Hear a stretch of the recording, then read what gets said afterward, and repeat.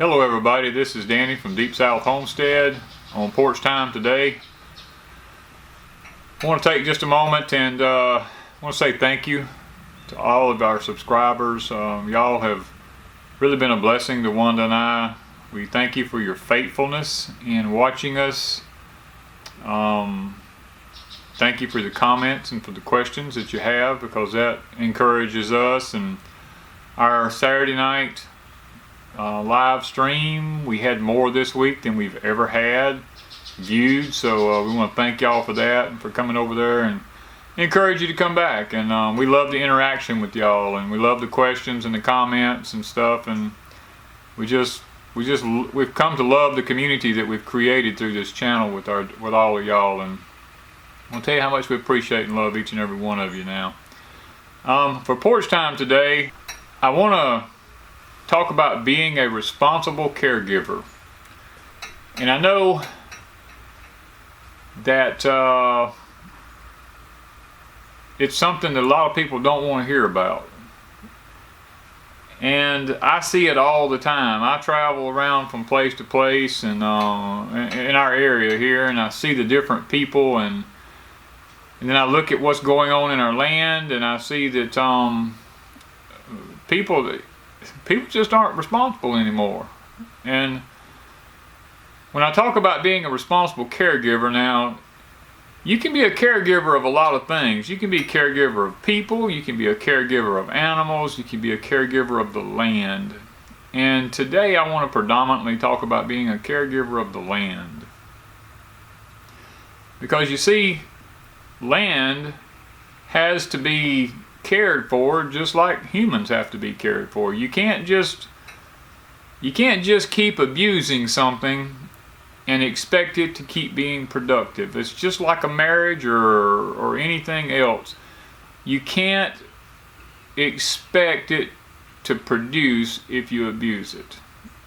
And in our country today, that's one of the things that I see as being probably one of the major problems that we have here, is the abuse of our land. And you know, I have to say, even myself, over the years, I've been somewhat guilty of that. I mean, I used to raise a lot of cattle and stuff, and hogs, and different other livestock, and I didn't do the proper rotational grazing like I should. And when you do things like that, that's abuse to the land. Even in God's Word, I had some people ask me, does that mean when I did the new channel, All God's Children, and I encourage y'all all to go over to that channel, and if you like Bible study stuff, we're going to be doing that.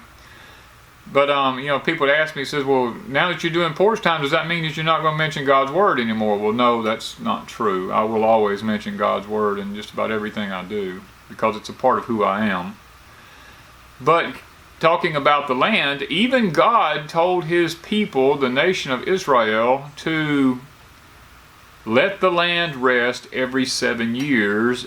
And back in the Tanakh, or the Old Testament, when they did not do that, God punished them for it and sent them, for every Sabbath year that they didn't let the land rest, God sent them into captivity, which ended up being somewhere around 70 years or right thereabout. They ended up in Babylonian captivity for not obeying His laws about letting the land rest. Now, personally, do I believe we're under that land rest law now? No, I don't think we're under that land rest law. Do I think we would benefit if we obeyed that? Now, yes, that I do. Because here on our homestead, every so often, one of our gardens, we let it rest for a year. And we don't use it for anything. And that's just simply to give the land time to rest. And during that rest period, we'll add nutrition back to the soil. We'll amend it, let's say. And we'll put things back in that we've been taking out. We may plant a cover crop or something and just let it go to, let it completely mature, and we may turn it under or something like that. But we'll let that land rest, and we'll put some nutrition back into it. Now, and I see that as a major problem here in our country, because we just keep farming and farming and farming this land in our country until we just destroy it. We suck everything out of the soil, and we think that by putting back in these chemical fertilizers and stuff that that we're benefiting the land. I mean, we may be putting nutrition back to the plants, but you have to understand that these chemical fertilizers, and I'm not against using them, because I will use them occasionally, like growing my corn or something. If I need some ammonium, some nitrate or something to that corn in order to get it up fast in this heat that we live in here, I'll do it. But I'm limited amounts of it. I don't just abuse the use of it. But, when we use these chemical fertilizers, we have to realize that they're predominantly salt. That's why they melt and go away. Now, if you just take year after year after year after year of putting these things into your soil, you're going to kill all the good microbes in the soil, because you're just salting your land. I mean, any of y'all who know anything about history will know that Alexander the Great, in his conquering, as he went across the continents, he salted the land behind him, so that what people he left, they couldn't grow anything and be productive again, because he salted the land. So that's what's happening to our country today. It was Solomon who says, there's nothing new under the sun. What's being done has already been done. And my friends, the abuse of our land through pesticides and herbicides. Now, y'all, if you've been over and seen Rich at Tennessee Homestead, he tells you a lot about these chemicals and stuff that's being sprayed. Now, this year there's this new corn coming out, and it's supposed to be where you can actually use a 2,4-D weed killer on it and stuff like that.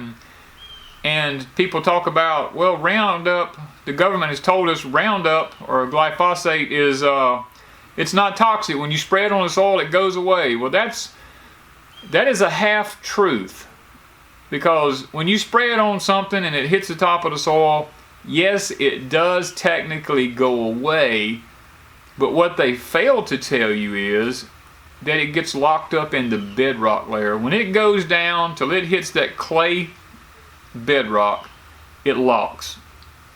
Now, if you do this for 10, 15 years, what you're doing is you're stacking that Roundup on top of each other as it comes up, until eventually you have it up to the top of the surface.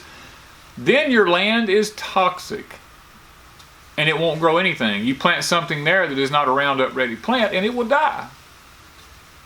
And that is what is happening in this country, in state after state after state. I'm getting people and word from these different places that's telling me that the land has become poisonous. And in Revelations, you'll find the Bible talks about how the land has been poisoned. The water's is as bitter as wormwood. I mean, we're causing our own demise through the use of poor land management. By not being a good caretaker of the land, we're literally destroying our environment. Now, not everybody is going to be a responsible caregiver.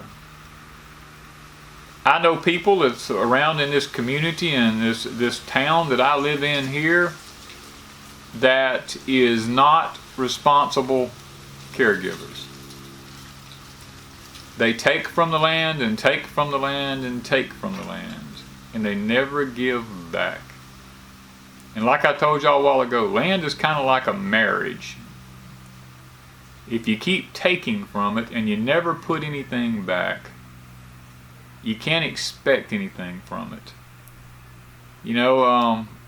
Marriage and land is like a bank account, especially a marriage. You want to deposit things into it every so often, so that when it comes time to draw from it, you've deposited something there to be able to draw from.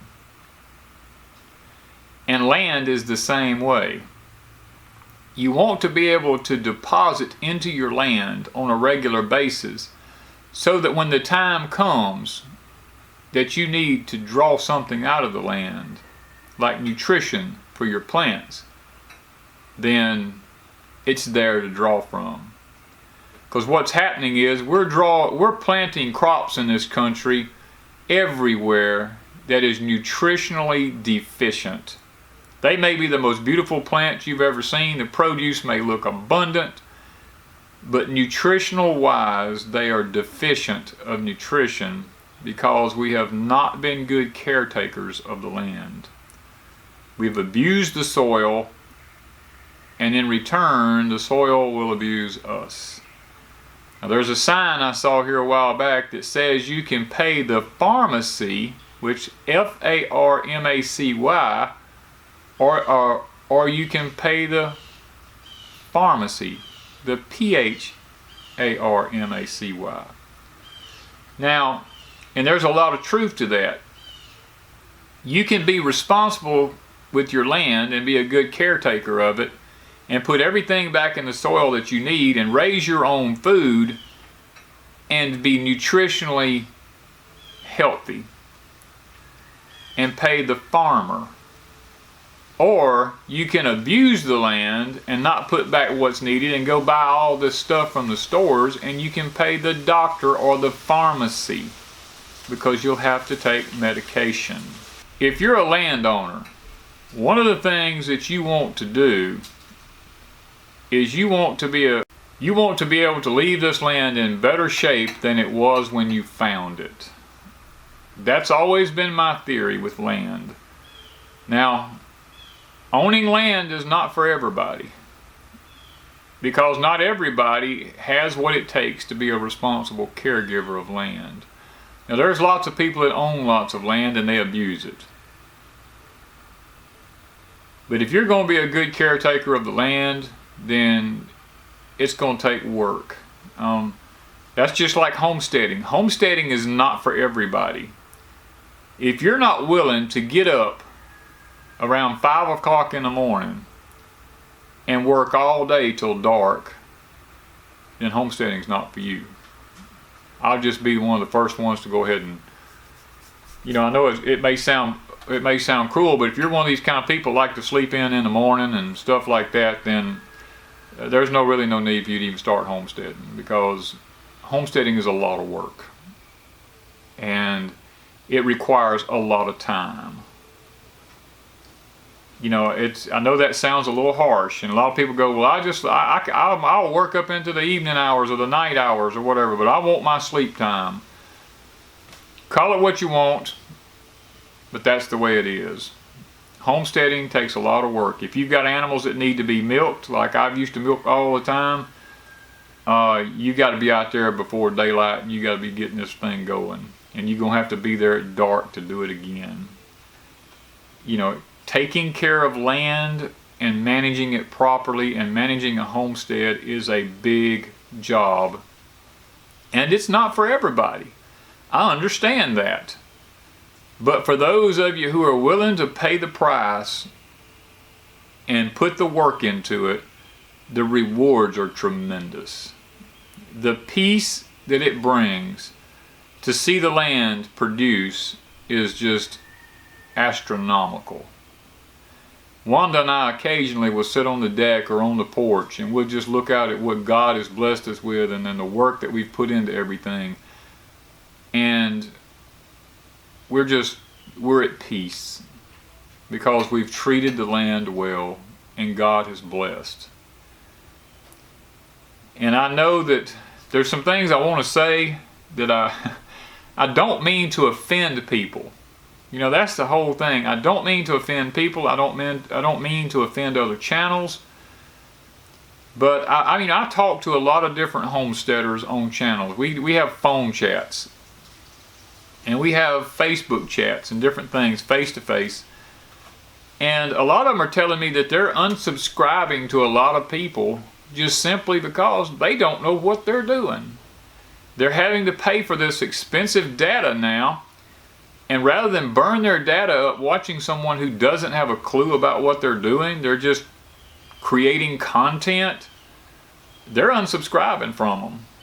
And I'm gonna probably be one of these that's going to say, if you're out there just to create content and take people's money, try to do it in another way than lie to them, because if you don't know what you're doing and you're trying to tell people this is the way to do something, and I know lie is a strong word, and I don't mean to be offensive with it, but there are young people out there that's trying to get off on the right foot on homesteading. And I'm seeing a ton of channels out there, because I look a lot of times at different channels. I just surf through the internet looking at channels sometimes. And there's a lot of people out there that just don't have a clue about what they're doing. They're throwing up telling you how to grow this and how to grow that, and they show no success whatsoever. They have not been a responsible caretaker of their land. And as a result, they cannot show you anything that they have grown that is in abundance.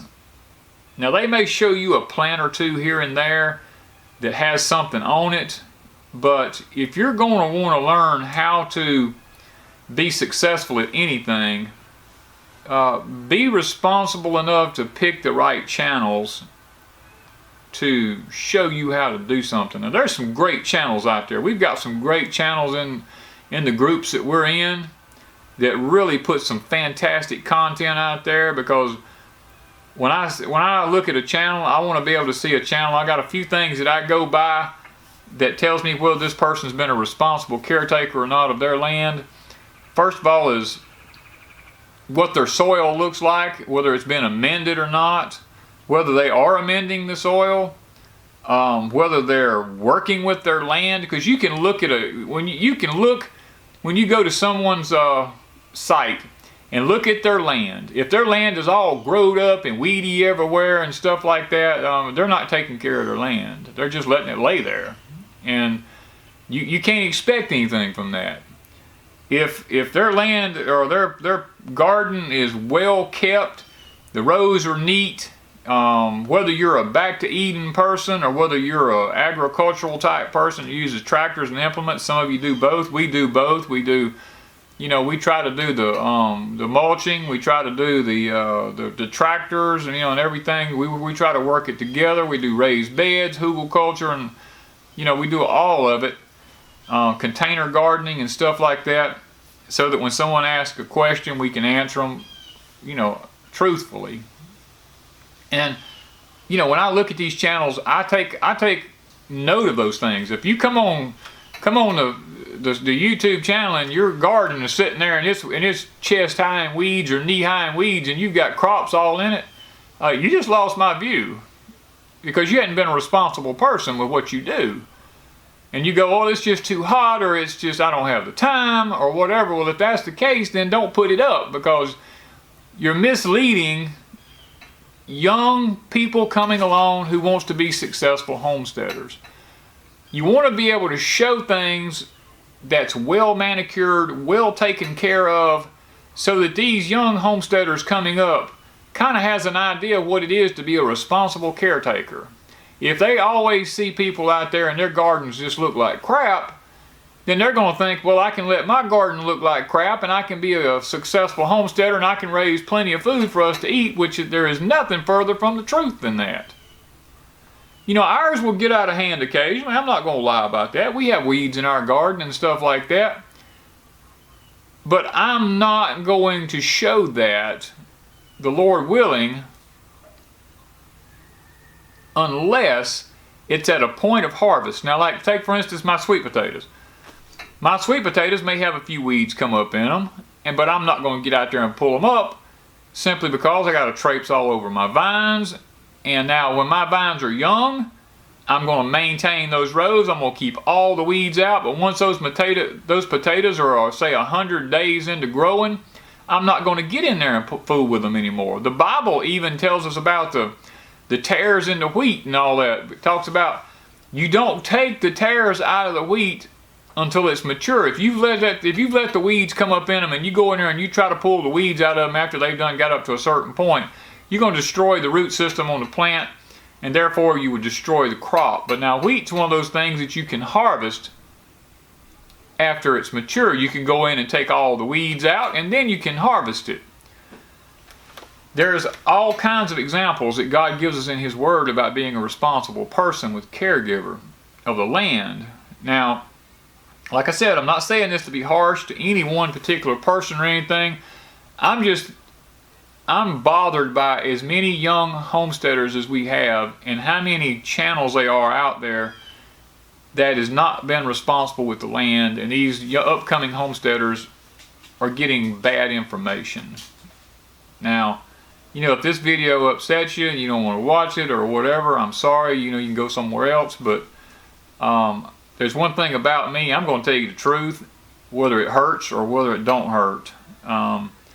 Because I believe that we have sugar-coated too much of our society, and that's why we have no responsibility or with being a good caretaker with the land or anything else, or animals or anything else, because in the society we live in today, we live in a sugar-coated society that wants to have instant gratification. I call it the microwave society, because nobody's responsible anymore, it seems like. Now, if you're going to create content and you're going to put it out there for people to see, think about those young YouTubers coming up and homesteaders that are on YouTube trying to find out and trying to learn. Think about those. Think about what you're doing to them. Forget about what you make on if I don't do this to make money. I do this because at my age, I know I don't have many years left. And I want to leave a legacy for my grandkids and my children, if nothing else, for them to say, well, I don't know how to grow this, and if YouTube's still available, they can say, well, we can go back and look at Papa or Daddy, however he did this, and he'll show us how to do it right. And that's my whole mentality in this, is leaving videos behind for people who are coming on in this country that was never taught how to do something and how to do it responsibly and how to do it right. Now, am I trying to say that what I do right here will work everywhere in this country? No, because it won't. My only responsibility really is to those people who are in my environment. Now, some of the things that I do will work anywhere in this country, but not everything I do will work everywhere in this country. I may give you some ideas that you can take and use and be able to be very successful caregivers of the land, and some of the things I do here may not work for you at all. So, what you have to do is filter through this, filter through my videos, and look and see if there's something there that you think you can use, then praise God. If not, find somebody in your area who makes YouTube videos, who's in your climate, and listen to them.